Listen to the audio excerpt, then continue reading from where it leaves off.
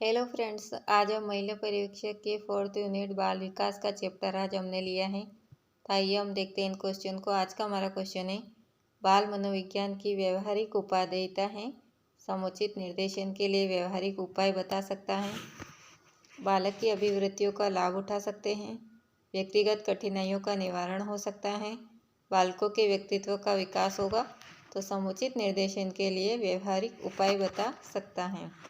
शैशवावस्था के दो सामान्य भय हैं, अपरिचित चिंता एवं अंधकार का भय, पृथकत्व चिंता एवं अंधकार का भय, अपरिचित चिंता एवं पृथकत्व चिंता, उपरोक्त सभी।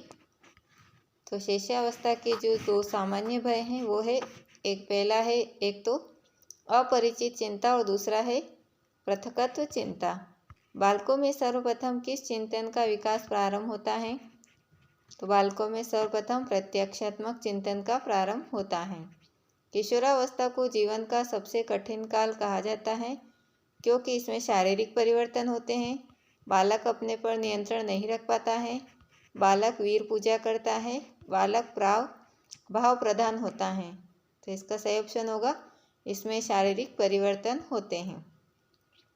बाल मनोविज्ञान में अध्ययन किया जाता है, तो बाल मनोविज्ञान में जो है गर्भकालीन अवस्था में परिपक्वावस्था तक का अध्ययन किया जाता है। निम्न में से किसने शैशवावस्था को सीखने का आदर्श काल माना है? तो वैलेंटाइन ने जो है शैशवावस्था को सीखने का आदर्श काल माना है। निम्न में से किसके अनुसार विकास परिवर्तन श्रृंखला की वह अवस्था जिसमें बच्चा भ्रूणावस्था से लेकर प्रौढ़ावस्था तक गुजरता है कहलाता है? तो वह मुनरो का कथन है। निम्नलिखित में से किस अवस्था में बच्चे अपने समवयस्क समूह के सक्रिय सदस्य हो जाते हैं? तो ये किशोरावस्था में हो जाते हैं। निम्न कक्षाओं में शिक्षण की खेल विधि आधारित है, शारीरिक शिक्षा कार्यक्रमों के सिद्धांत पर, शिक्षण की विधियों के सिद्धांत पर, विकास एवं वृद्धि के मनोवैज्ञानिक सिद्धांत पर, शिक्षा के सामाजिक सिद्धांतों पर।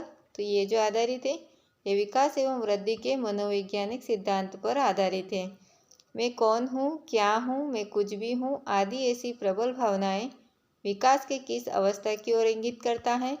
किशोरावस्था, प्रौढ़ावस्था, पूर्व बाल्यावस्था, बाल्यावस्था। तो ये होता है किशोरावस्था में।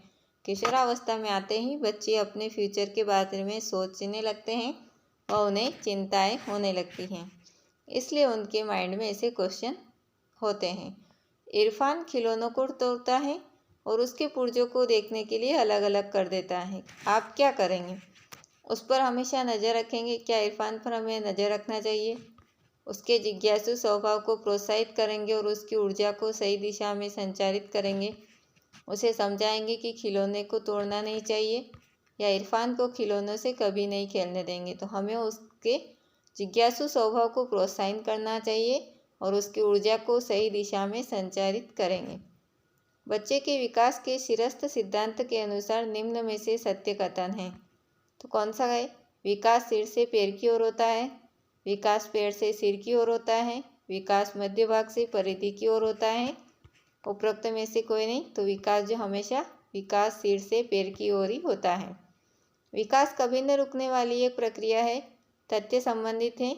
किससे संबंधित है ये?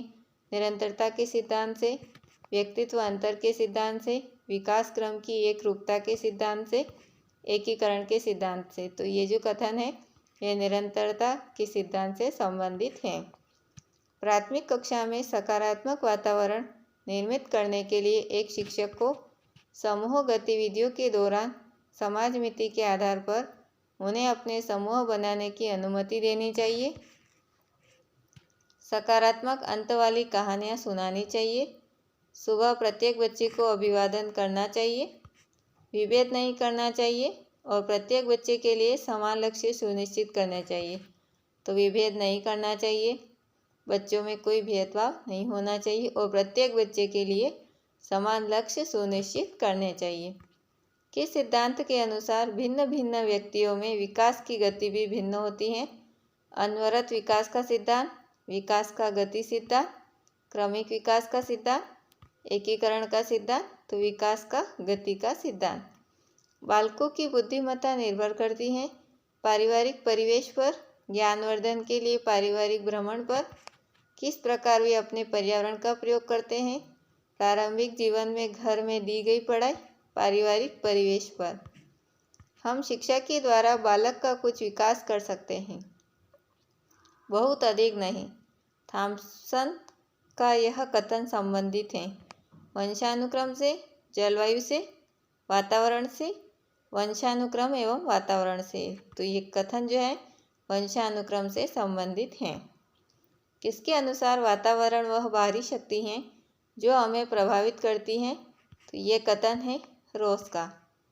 मानव जाति में वे कौन से व्यक्तित्व निर्धारक तत्व होते हैं जो मानव जाति की विविधता को बताते हैं। पर्यावरण का अंतर, आनुवंशिकता का अंतर।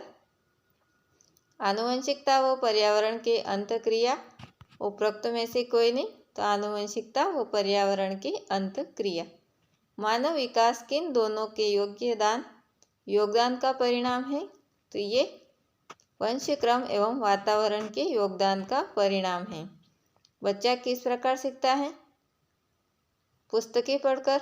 क्या बच्चा पुस्तकें पढ़कर सीखता है या परिचर्चा द्वारा आपस में बात करके, कई प्रकार से प्रश्न पूछकर।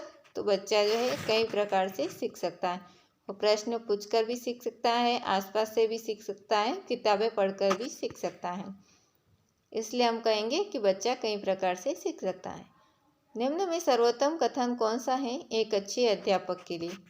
तो अध्यापन के लिए व्याख्यान विधि का प्रयोग करता है, उसे व्याख्यान करना चाहिए। सदैव प्रदर्शन के माध्यम से सिखाता है। विद्यार्थियों को सदैव सीखने के लिए प्रेरित करता है। विद्यार्थियों को सदैव अनुशासन में रखता है। तो विद्यार्थियों को सदैव सीखने के लिए प्रेरित करता है। एक अध्यापक की दृष्टि से कौन सा कथन सर्वोत्तम है। प्रत्येक बच्चे सीख सकता है, कुछ बच्चे सीख सकते हैं, अधिकतर बच्चे सीख सकते हैं, बहुत कम बच्चे सीख सकते हैं। तो प्रत्येक बच्चा सीख सकता है। सीखने की प्रक्रिया में विद्यार्थी द्वारा की गई त्रुटियों के संबंध में आपकी दृष्टि में निम्न में से कौन सा कथन सर्वोत्तम है। विद्यार्थी को कभी भी त्रुटियां नहीं करनी चाहिए। त्रुटियां अधिगम प्रक्रिया का भाग हैं। विद्यार्थी की लापरवाही के कारण त्रुटियां होती हैं। कभी कभी विद्यार्थी त्रुटियां कर सकता है। त्रुटियां अधिगम प्रक्रिया का भाग हैं। विकास का अर्थ है। तो विकास का अर्थ जो है वह अभिप्रेरणा एवं अनुभव के फलस्वरूप होने वाले परिवर्तनों की उत्तरोत्तर श्रृंखला से है।